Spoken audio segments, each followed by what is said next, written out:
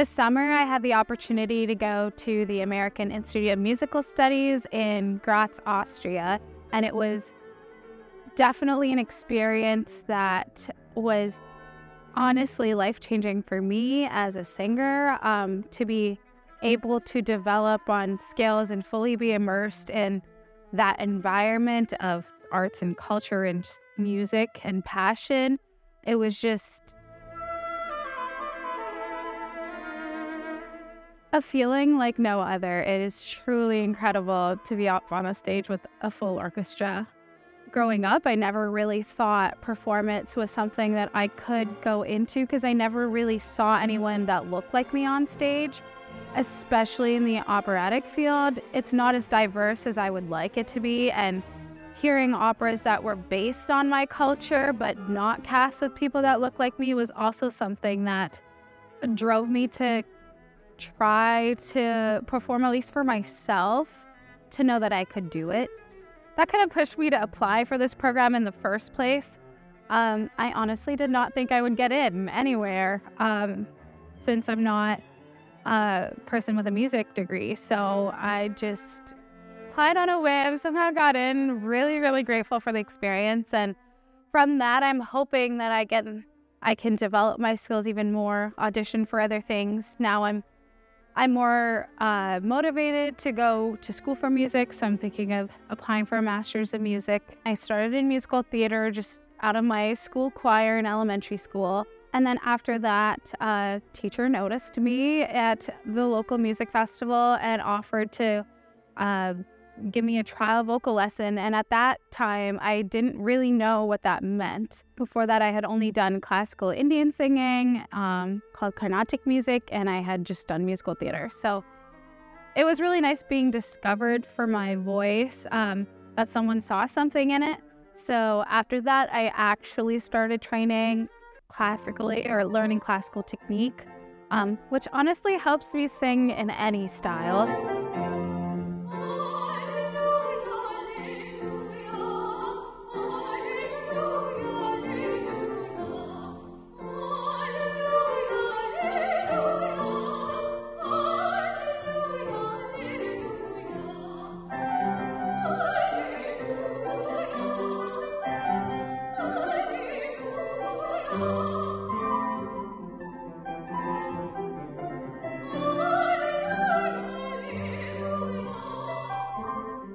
After that, I knew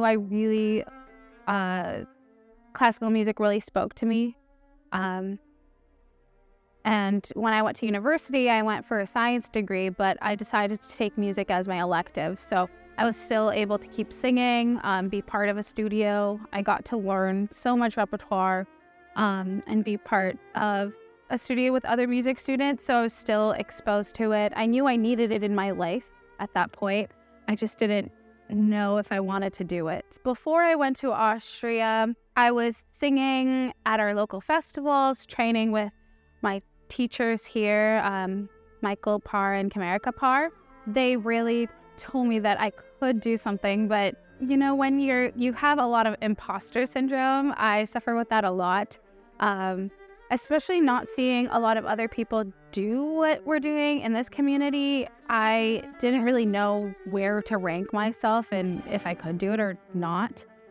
So being able to go to Austria was really nice for me to see other people around the same age range or older and younger, to see, okay, I'm at a good place right now where I can set this as a goal and I can realistically achieve what I want to achieve. And that's something that I didn't know before. And I didn't really take it seriously until the last year, where I felt like my voice, or I was capable of doing things like that. I'm South Indian. My family comes from a state called Tamil Nadu in India. So being from the South, music is really a part of our culture. So I grew up listening to Carnatic music, which is the classical style of music there that originated from there. So my parents knew that style of music, so they enrolled me in classes. I think I started at 5. My grandfather, who just recently passed away, he was a really big advocate in us learning because he never could learn at a young age. So I think I knew music was a part of my soul when I started singing Carnatic music. The way it's kind of structured is a little bit different than the music we're exposed to here or classical Western music. The scales are not exactly playable on the piano. They have a scale, but it's with the tones of sa, re, ga, ma, pa, da, ni, sa. And some scales don't have some of those notes. There's a lot of notes that are kind of in between the piano if you ever play them. So when they're accompanied, they're usually accompanied by violin, some sort of drum, so usually a mridangam. The city I went to in Austria was called Graz. They have a lot of composers that have come from there, but their biggest one that they really pride themselves on is Austrians love Mozart.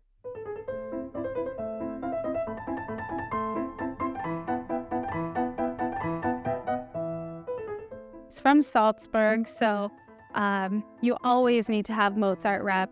Also, his operas are some of the most well-performed all over the world. A lot of people just recognize his name, recognize his operas. You've probably heard of The Magic Flute, or you've heard of Così fan tutte, or like big operas like that. I also got more exposed to Verdi. That's because I discovered my voice type in Austria, which is called a coloratura soprano. So he writes a lot of parts that are for that voice type, which has gotten me to sing a little more of his stuff and Donizetti. Something else I didn't know about are operettas, which are kind of a mix between musical theater and opera. I knew what they were before going, but I didn't realize how much Germans and Austrians love operetta. That's a really big growing field there now. So that's something I didn't know, and now I'm learning some repertoire from operettas. It's essentially just an opera, but it has more scenes in between. So that's why I say it's kind of between musical theater and opera. Usually in an opera, there are no scenes. They're called recitatives and arias. So the recits are like singing, and so that's where a lot of the scenes happen, but there's no actual lines. It's always underscored with music. And then arias are fully sung by whatever character. Because I've done a lot of musical theater and have been part of a number of productions in the community, I already kind of knew how to approach a character. And I think everyone approaches a character in their own way, but I try to find maybe similarities in my life or draw from emotions that I felt in my real life and then put it into the character or the piece that I'm singing and how I'm singing it.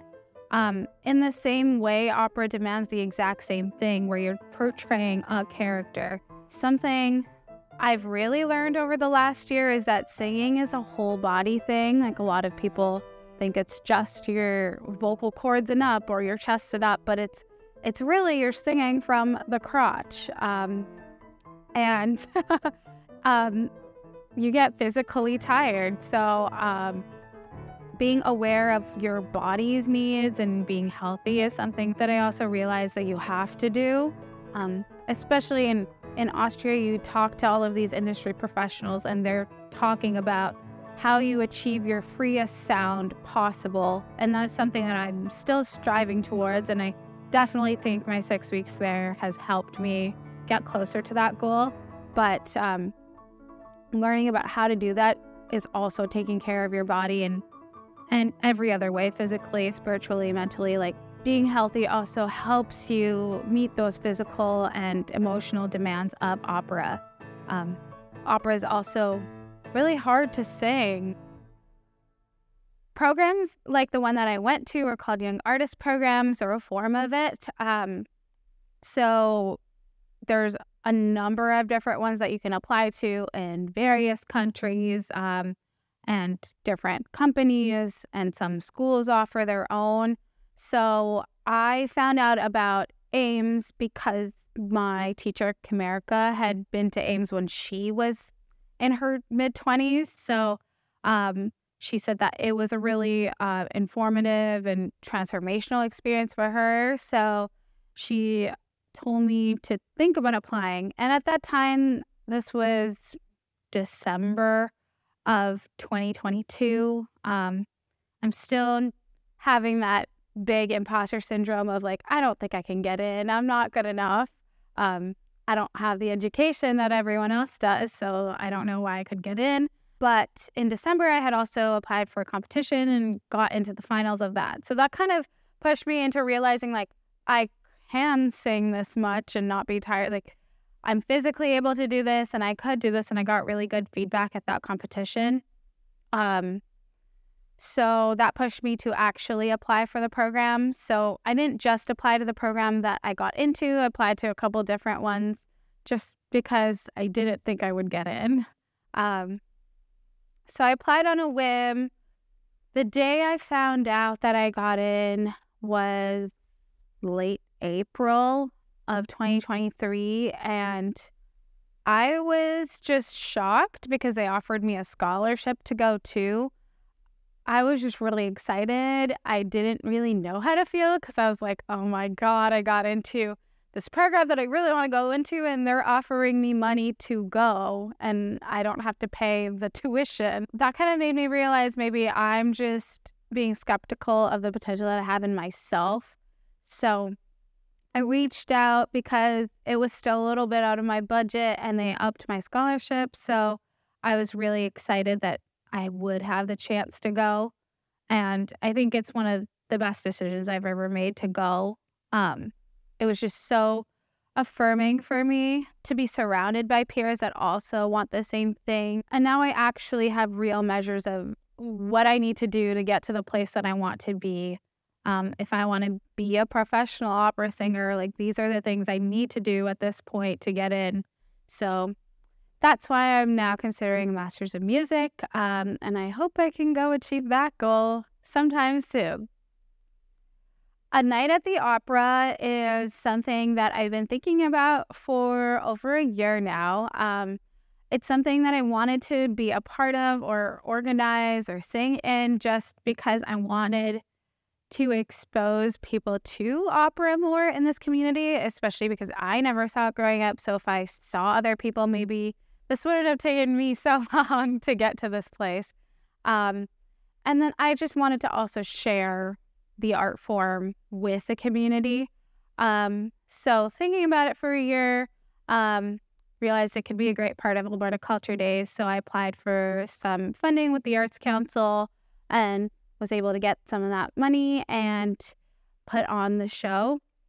It's in collaboration with the Suncor Energy Center for the Performing Arts and the Parr Academy of Vocal Arts. So the show will be featuring many different faces, including mine. So there's a collection of arias, so solos, some scenes, which include some duets and trios, and some art songs as well. So art songs are songs that are not in operas, but are very well known by different composers like Mozart, Schubert, and so on.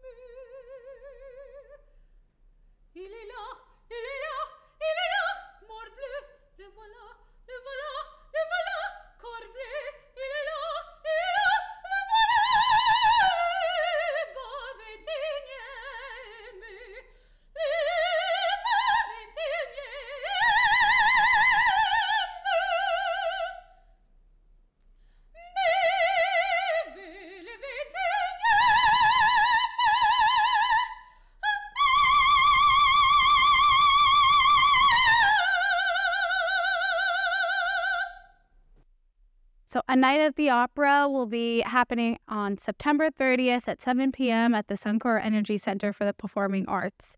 I really hope you can make it. I think it'll be a great collection of classical music that anyone can enjoy, even if you've never heard it before or you're a big fan.